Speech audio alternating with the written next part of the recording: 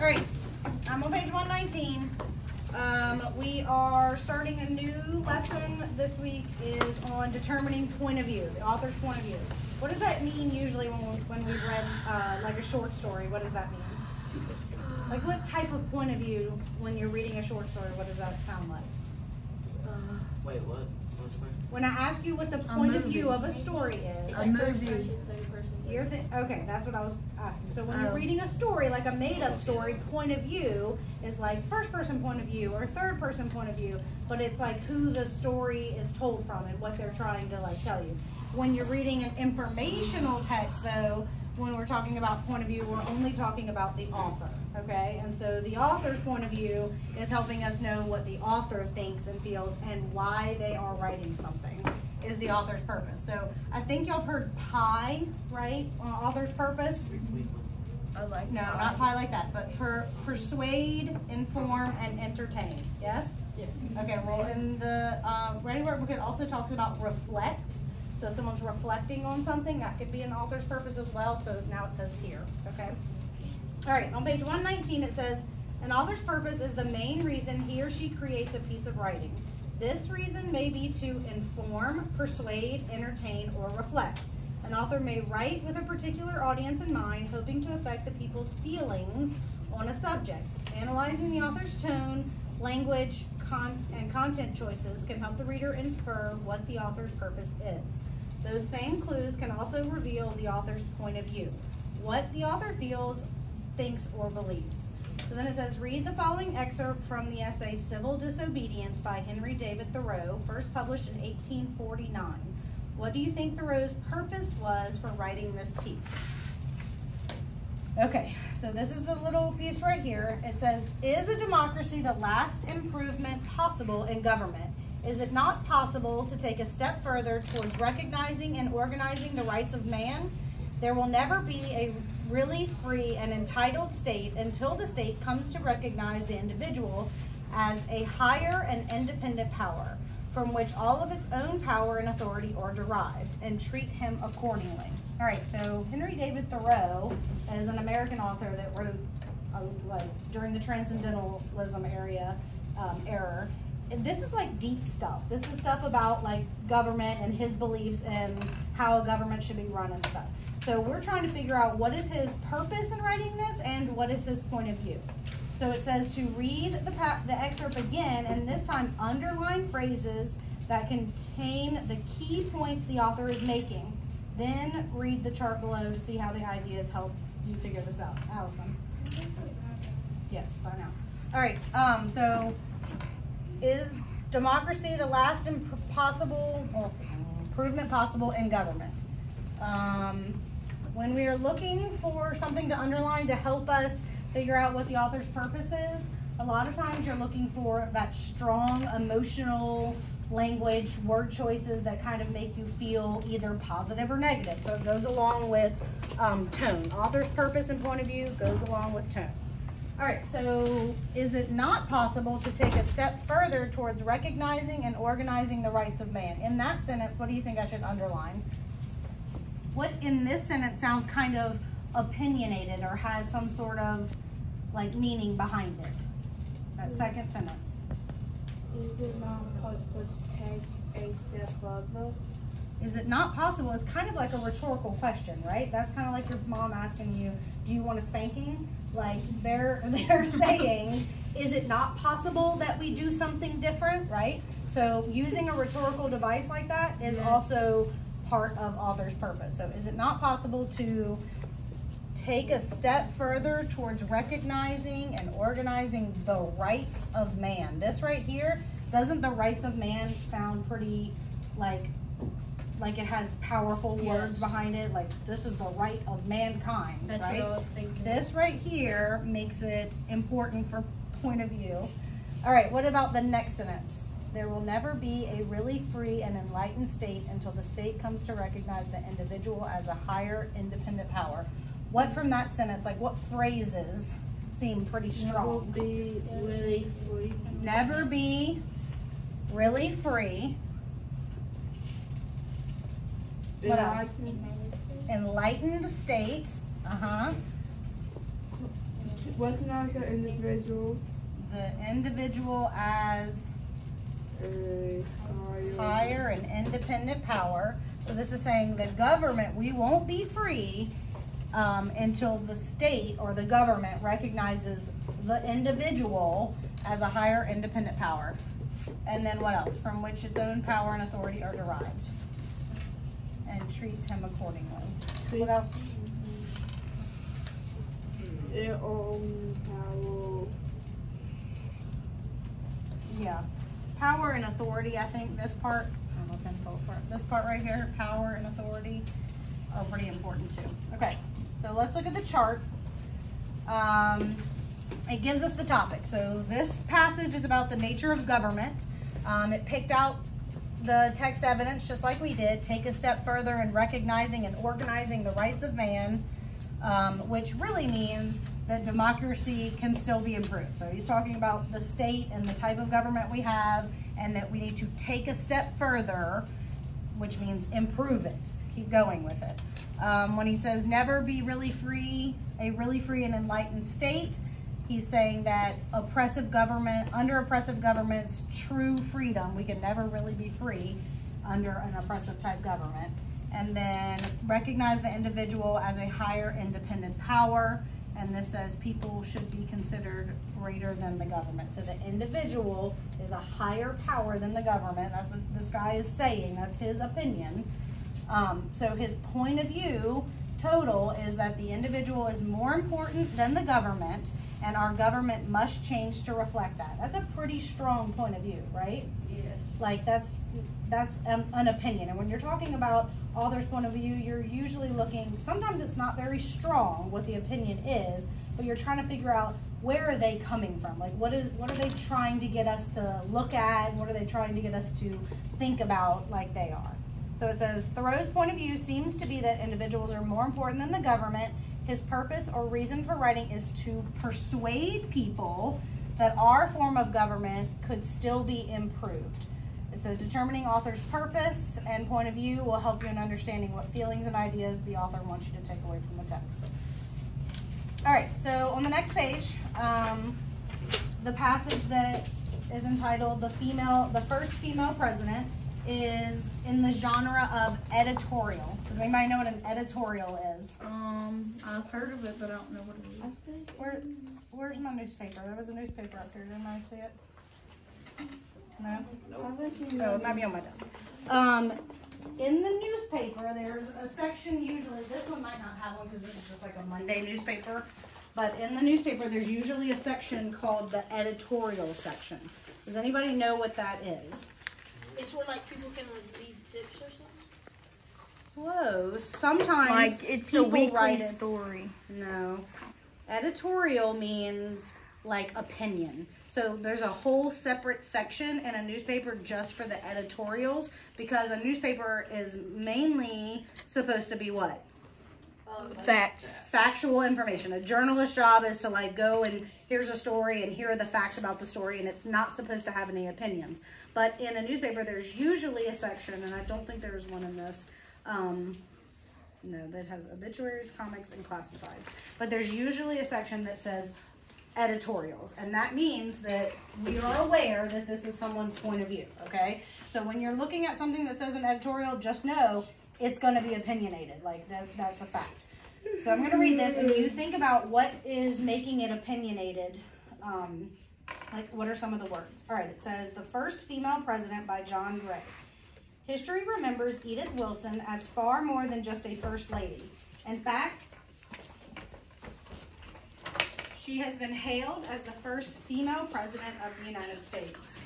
Though most of her contributions to the presidency took place behind the scenes, they are a testament to this remarkable woman's strength and intelligence. They demonstrate that her unofficial title is well-deserved. As wife to the President Woodrow Wilson, Edith bravely assumed nearly all of the president's routine daily activities when her husband suffered a debilitating stroke in October 1919.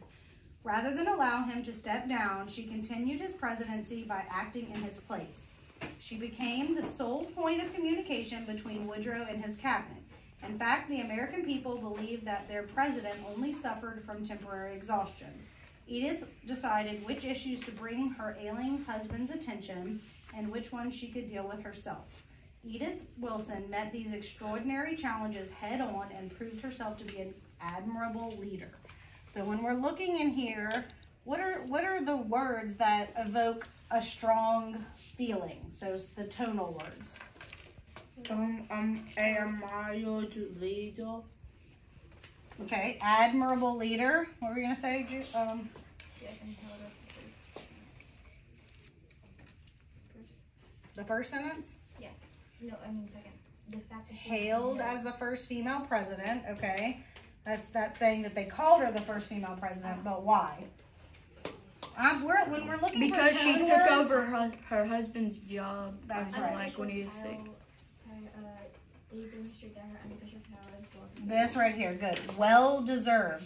That is totally opinionated, right? This author is saying that Woodrow Wilson was a president who had a stroke and he was debilitated by it. Like he could not Do anything. walk or move or anything. And his wife decided that she was going to stand in his place. This author right here thinks that she did a great job. She was well deserved. She was an admirable leader.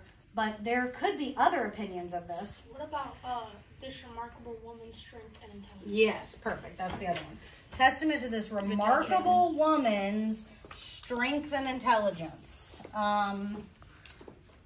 What else? Bravely assumes nearly all the president's routine daily activities. Yeah, where's that? The first sentence on Oh, yes. Bravely assumed. That's right. Edith bravely assumed nearly all of the president's routine daily activities. So, And that's not like you're saying like I assume blah blah blah. That's like saying This means like she took over like it. yeah. yeah, that's right. So, in this right here, we have underlined the evidence that helps us identify the author's point of view. So let's look at the passage down here, the chart down here. It says, use the text evidence you found to complete the chart and determine the author's point of view. So the topic was Edith Wilson. For text evidence, we have a testament to this remarkable woman's strength and intelligence. And what that means is basically the author is trying to tell us that she conducted herself in an honorable and presidential way. What's another example that we underlined that we can put for text evidence? The other Start one. at the top. Like, what was the first one? There was a testament to this remarkable woman's strength and intelligence. They I know demonstrate that was her good. unofficial title is well deserved. Well, they got that here. Unofficial title is well deserved. So then what was the next thing that we underlined? And just bravely. Bravely assumed. Okay, good. So that line, so write that one right here. She bravely assumed nearly all of his duties, basically. Bravely assumed nearly all of the president's routine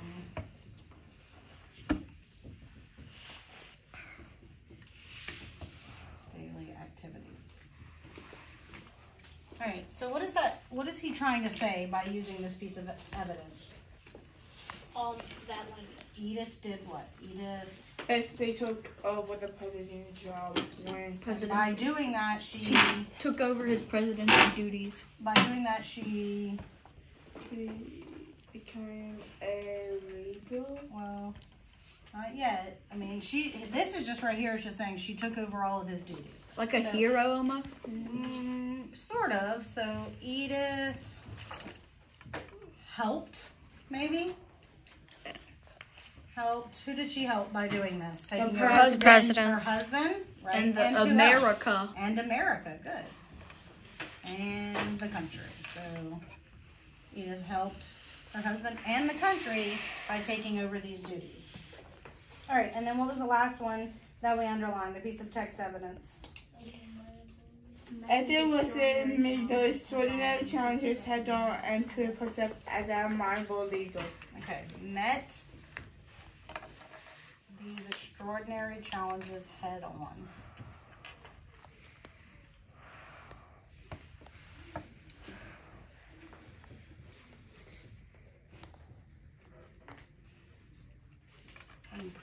herself an admirable leader.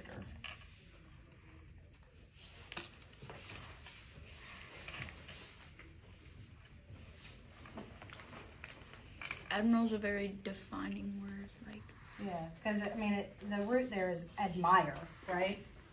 Okay, so then what is the idea expressed here? That Edith what? Edith She's like become a leader. brave individual. Okay, Edith was a good leader, Yeah.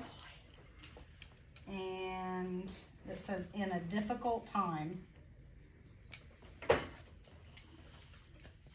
So during the extraordinary challenges would be our difficult time. So based on the stuff that he wrote, he believes that Edith conducted herself in an honorable way. She helped her husband and the country, and that she turned out to be a good leader by taking this up. So his point of view then is what? Edith Wilson. was very helpful. Would you say his overall point of view is that this was a positive or a negative thing? Positive. Okay, so Edith Wilson. I mean, we can use some of the words that we used over here. So Was a remarkable leader. Was a remarkable and admirable leader. was a remarkable, Admirable. Like, remarkable woman and admirable leader. Yes.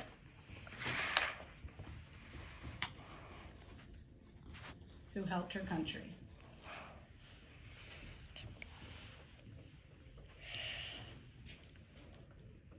Okay, so this is this man's opinion that Edith Wilson did this thing that was admirable. So then on the next page, there is another editorial by a different person with a different point of view on the same topic. the White House deception. Yes. So it says, the White House Deception was by Jose Gonzalez. He says, history may remember Edith as the United States' first female president, but what it fails to mention is the elaborate deception she orchestrated. When her husband, President Wilson, suffered a serious stroke, Edith swooped in to help, in quotation marks. She purposely misled Congress about the seriousness of his condition. She then she used the opportunity to exercise head of state powers, such as signing official orders and writing decrees in her own hand. History must not look favorably upon this hijacking of the government. To speak of the president's voice, to speak with the president's voice is at best dishonest. So does the one that I just read sound like it's positive? No, that is it's the negative. opposite. Negative so this connotation. is a positive one. So let's look at what are some of the words or phrases in this passage that helps us understand that it's a negative connotation. Fails. Okay, I've got dishonest. Hijacked. Or like, Let's start up here because it's hard for me when y'all go up. Fails. Fails. To mention. What about this? Elaborate deception she orchestrated. What does that mean? Misled. What is elaborate deception that was orchestrated? Hijacking. What's an elaborate deception? She lied to all of them. Right. So when her husband had a stroke and couldn't act anymore as president, really the vice president should have taken over, but she basically deceived them and lied to everyone elaborately in order to do what she did. So then, what are some of the other ones? That help in quotation mark. Misled. Purposefully misled Congress. This right here, misled means that basically she lied to them, right? And Help in the quotation. Not look favorably. yeah, history must not look favorably. hijacking. Hijacking the government, right? So this really sounds negative, right? Yes. Okay, good. So the question says, which sentence best expresses the author's point of view? Well, So let's look at them. Did this author think Edith Wilson did the right thing in exercising her husband's presidential powers? No. No. Did Edith is she rightly remembered as the first female president of the United States? No. Does he believe that? No. Edith deserves to be praised for serving her country. No. Nope. And then Edith Wilson should not be honored by history for her deception. Yes. Yes. This is the only negative one, right? Yeah, go on. And this is what he was saying, that she should not be honored because she didn't do the right thing. She wasn't the first president. She wasn't the first female president, and so she shouldn't be praised for this deception. That's what helps when you look at those like connotations in the first bit is finding the answers. Right? Yes, looking at the words with the meaning Yes. behind it. All right, so this right down here says, explain what words and phrases you use to infer the author's point of view in the text above. So what are we trying to answer here? Why this? What part of this can I underline? And follow the upper point of view. Yeah, we are trying to understand the author's point of view in the words and phrases that are used. So how can I start this off? The upper point of view. Okay, the author's point of view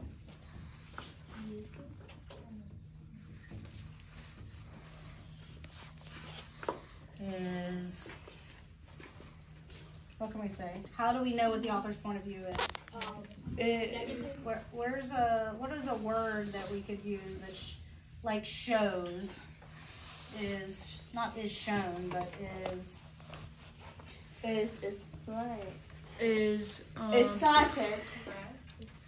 expressed, okay, or what's it when you don't tell someone exactly what you're saying? You have hinted. Inferred. inferred. Okay, that would be good. The author's point of view is inferred. What else did y'all say? Expressed. I like expressed. Or I was thinking revealed. That's what I was thinking. Revealed. But this works. Author's point of view is expressed how? Through negative. Through negative words and phrases. Perfect. Through words and phrases with a negative tone. Yeah. Words and phrases with a negative tone. To do what? What's the purpose of that? So she To show what? to show that the also thing to show the also What does the author believe here? We just in the answer should before not it. be honored. Okay. To show that he believes Edith Wilson should not be honored in history.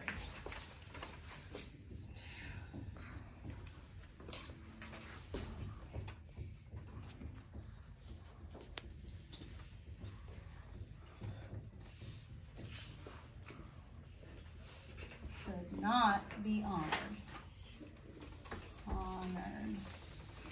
For what? For What she did. what she did. Okay. So now we have to use some specific words and phrases. What are some of the? Misled. Elaborate deception. Okay. He describes her as.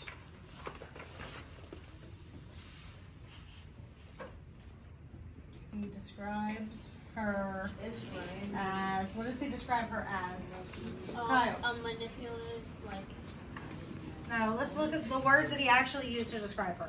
Hijacking the government, Deceptive, Dishonest. special mission, dishonest, as dishonest.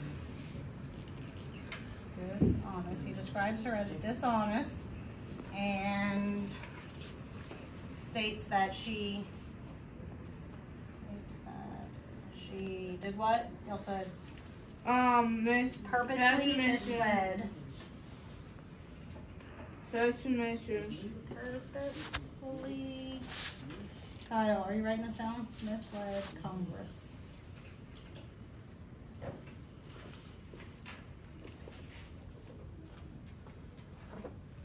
He also asserts that history must not look favorably. Oh, we already kind of said that. She should not be honored.